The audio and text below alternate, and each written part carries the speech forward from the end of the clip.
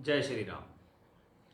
आज हम एक बहुत ही खास और बहुत मुख्य विषय के बारे में बात करते हैं, जिसके बारे में आमतौर पर बहुत से ज्योतिषी जानते भी नहीं हैं या वो इसके बारे में जानना नहीं चाहते, क्योंकि आजकल तो लोग बाग लगन कुंडली से प्रेडिक्शन कर देते हैं, नवांश तक वो पहुंचते भी नहीं हैं।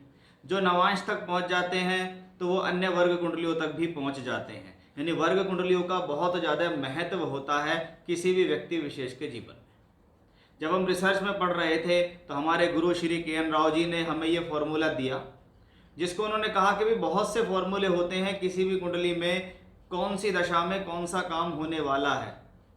अगर आप उसको अंदरूनी रूप से जानते हैं, बहुत बार आपको देखने को मिलेगा कि किसी की शादी हुई है, लगन कुंडली में उसका कोई प्रॉमिस नहीं बन रहा, लेकिन नवांश कुंडली में वो प्रॉमिस हूबहू उतर रहा है कि महादशा, अंतर और प्रत्यंतर तीनों दशाओं का संबंध शादी से है।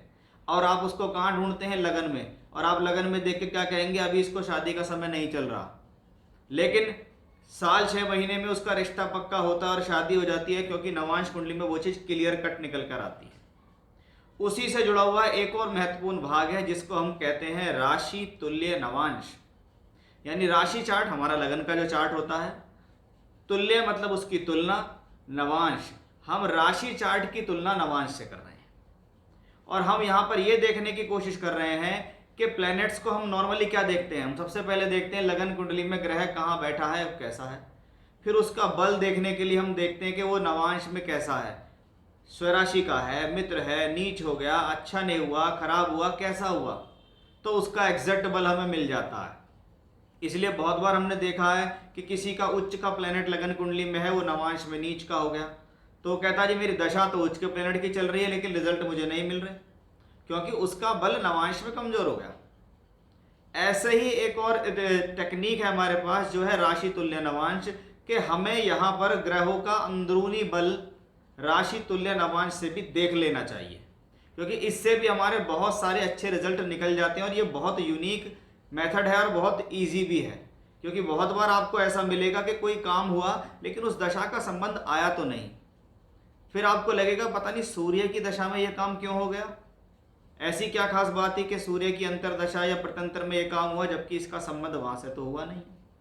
तो उसको हम राशि तुल्य नवांश टेक्निक से देखते हैं। अब इसको क्या कह सकते हैं? इसको हम ये कहते हैं कि भाई ग्रहों का बल आकलन करने की एक और विधि है, जिसको हम राशि तुल्य नवांश कह रहे हैं। बहुत आसान है, इसको आप आसानी से समझिए। ये सभी 9 ग्रहों पे अप्लाई होती है। 9 ग्रह कहाँ मिलेंगे हमें? लगन कुंडली में मिलेंगे। फॉर एग्जाम्पल, सबसे पहला ग्रह सूर्य, ग्रहों का राजा है सूर्य, आत्मा का कारक है सूर्य। अब वो सूर्य लगन कुंडली के अंदर कहीं ना कहीं तो बैठा होगा। वो सूर्य नवांश कुंडली में कहाँ बैठा है, सबसे पहले ये देखना है। ठीक है, लगन कुंडली का सूर्य नवांश कुंडली में किस राशि में बैठा है? फॉर एग्जाम्पल, वहां वो 12 नंबर की राशि में बैठा है। यहाँ भाव की बात नहीं है, यहाँ राशि की बात है कि सूर्य 12 नंबर जहाँ लिखा हुआ है वहां पर बैठा है। वो 12 नंबर लगन कुंडली में कहाँ है? फॉर एग्जाम्पल, सूर्य नवांश कुंडली में 12 नंबर में बैठा है, वो 12 नंबर लगन कुंडली का 10वां भाव है। तो हम क्या कहेंगे कि सूर्य ग्रह अपनी दशा अंतरदशा में 10वें घर से संबंधित या जुड़े हुए फल भी देगा।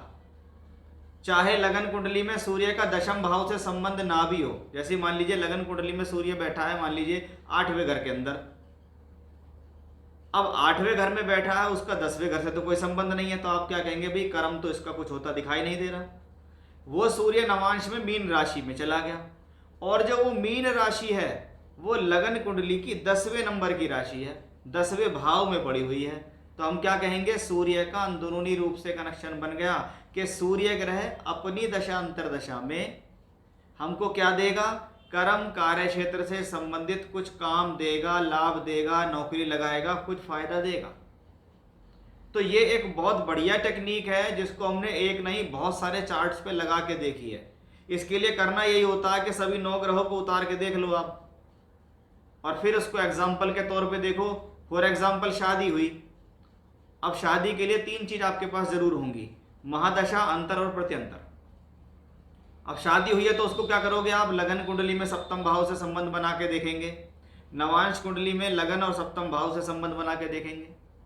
लेकिन एक बार उन तीनों ग्रहों को आप राशि तुल्य नवांश में भी लगा के देखें कि वो तीनों ग्रह नवांश में कहाँ बैठे हैं, किन राशि में यानी किस नंबर में बैठे हैं, और उसका संबंध क्या हमारी शादी से बन रहा है, उसका संबंध क्या किसी भी तरीके से सप्तम भाव से बन रहा है, उसको आप चेक कीजिए तो उसको और ज़्यादा क्लियरिटी आपको मिलेगी। एक छोटा सा एग्जांपल मैं आपको लगा के दिखाऊंगा जिससे आपको ये चीज़ें और ज़्यादा क्लियर हो जाएं कि हम ग्रहों को और बारीकी से कैसे अध्ययन कर सकते हैं। तो आइए चलते हैं इसके लिए हम स्क्रीन पर। अब आइए इस नियम को हम लगन कुंडली पे आपको समझाते हैं। हमारा ये नियम है कि हम सभी 9 ग्रहों को बारी बारी से ये देख सकते हैं कि वो राशि तुल्य नवांश के नियमों पर कितना ज़्यादा बेहतर हुआ है, उसकी क्या भूमिका है। फॉर एग्ज़ाम्पल हमें सूर्य ग्रह को देखना है कि सूर्य ग्रह लगन कुंडली में यहाँ 12वें घर में बैठा है। ठीक है, अब ये सूर्य नवांश कुंडली में कहाँ बैठा है? नवांश कुंडली में सूर्य बैठा है यहाँ किस राशि में है? मीन राशि में। हमें यहाँ सिर्फ राशि का नंबर देखना है, हमें यहाँ ये नहीं देखना कि कौन से भाव में है। ये 12 नंबर में बैठा है और 12 नंबर कहाँ है? 12 नंबर को हम उठा के फिर देखेंगे लगन कुंडली में, और ये 12 नंबर लगन कुंडली में यहाँ है। यानी सूर्य यहाँ चौथे घर से संबंधित भी भूमिका देगा। यानी हम इसको ये कह सकते हैं कि चौथा घर भूमि, जमीन, जायदाद और प्रॉपर्टी का घर होता है। कि अगर ये व्यक्ति ने जीवन में कभी कोई भूमि, जमीन, जायदाद, प्रॉपर्टी खरीदी तो सूर्य देव की दशा अंतर प्रत्यंतर में भी ये काम होने की संभावनाएं बढ़ेंगी।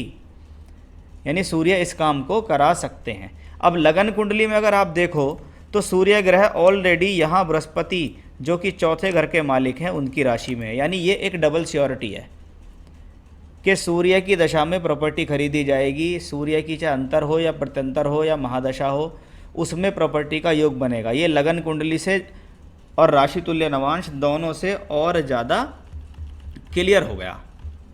अब आप देखेंगे चंद्रमा को कि चंद्रमा यहाँ चौथे घर में बैठा है। यहाँ पर हमने देखा तो चंद्रमा यहाँ क्या है? कर्क राशि में है, 4 नंबर की राशि में। वो 4 नंबर की राशि कहाँ पड़ रही है? 8वें घर में पड़ रही है। अब अष्टम भाव किस चीज़ का होता है? अड़चन, दुविधा, परेशानी, समस्याएं, तनाव, टेंशन्स, कोई मिस हैपनिंग्स, ये सब चीज़ें। अब वो चंद्रमा यहाँ है तो हम क्या कहेंगे भी, जब इस व्यक्ति को चंद्रमा से संबंधित दशा अंतर दशा आएगी तो इसको इस प्रकार की प्रॉब्लम्स होंगी। अब चंद्रमा माता का भी कारक है। अगर लगन कुंडली में आप देखो तो अष्टम का स्वामी होकर यहाँ है, यानी चंद्रमा की दशा में मदर को हेल्थ इश्यूज़ हो सकते हैं। तो वो यहाँ से भी दिख गया कि इस दौरान आपको कोई कष्ट होगा। अब माता को कष्ट हुआ है तो संतान को तो कष्ट होता ही है। एक और एग्जाम्पल देख लेते हैं भाई। फॉर एग्जाम्पल हम शनि को देख लेते हैं। शनि कहाँ है? यहाँ बैठे हैं। नवांश कुंडली में शनि कहाँ है? मीन राशि में है। वो मीन राशि कहाँ पड़ती है? यहाँ चौथे घर में पड़ती है। यानी शनि की भूमिका चौथे घर से संबंधित हो गई। यानी शनि भी वो ग्रह है जो आपको चौथे घर से संबंधित भूमिका निभाकर यानी कोई भूमि, जमीन, जायदाद या प्रॉपर्टी से संबंधित सुख देने में सक्षम है। अब इसको आप एक लाइफ के इवेंट से समझिए कि 21 मई 2013 में इनकी शादी होती है और जब इनको दशा चल रही थी बुध, राहु, शनि। अगर हम लगन कुंडली के हिसाब से देखें तो बुध सप्तम भाव का मालिक है। ठीक है, राहु छठे घर में उच्च का है, शनि की राशि और शुक्र के साथ यहाँ बैठा है शनि। तो बुध, राहु, शनि की दशा में इनकी शादी हुई। लगन कुंडली में देखो शनि तो यहाँ सप्तम भाव के स्वामी बुध को भी देख रहा है। अब बुध, राहु, शनि का यहाँ तो क्लियर रोल है कि भैया बुध लग्नेश है, राहु लाभ स्थान में बैठा है, शनि सप्तम में है, बृहस्पति सप्तमेश होकर राहु को देख रहा है। तो बुध, राहु, शनि में इनकी शादी हुई। लेकिन राशि तुल्य नवांश में लगा के देखें क्या दिखाई देता है कि बुध की महादशा है। बुध यहाँ 6 नंबर की राशि में है और यहाँ पर बुध यहाँ बैठा हुआ है। ठीक है, तो सबसे पहला प्लेनेट कौन सा हुआ हमारा यहाँ? इसको हमने यहाँ लिख दिया मरकरी, कि भी मरकरी वो प्लेनेट है जो यहाँ पर बैठा है। ठीक है, दूसरा प्लेनेट कौन है हमारा? राहु। राहु यहाँ कर्क राशि में है। कर्क राशि कहाँ पड़ती है? यहाँ पड़ती है। तो हम यहाँ क्या लिखेंगे? राहु। तीसरा प्लेनेट हमारा कौन है? शनि। शनि हमारा कहाँ है, यहाँ मीन में है। शनि को हम कहाँ लिख देंगे, 4th हाउस में शनि। ठीक है, अब हम इनका कनेक्शन देखते हैं कि बुध यहाँ 10वें भाव में बैठा हुआ है। ठीक है, जिसका संबंध किससे है कि यहाँ पे तो मंगल भी है, लेकिन बुध यहाँ पे कौन है, सप्तमेश भी है। यानी बुध ने महादशा में यहाँ भी और यहाँ भी दोनों तरीके से अपने स्वामित्व की भूमिका निभानी है कि भी बुध ने श्योर कर दिया कि इसकी शादी बुध में ही होगी। राहु, राहु का संबंध कहाँ से है, 8वें घर से। राहु की राशि का स्वामी कौन है, चंद्रमा है। चंद्रमा का संबंध कहाँ से है, फिर से इस भाव से है जहाँ पे बुध बैठा हुआ है। तीसरा प्लेनेट कौन है, शनि। शनि यहाँ बैठे हुए हैं। शनि कहाँ देखते हैं, 10वीं दृष्टि से यहाँ देखते हैं। तो इन्होंने बुध को देखा जो सप्तम का मालिक है, और शनि ने फिर यहाँ भी देख लिया वापस।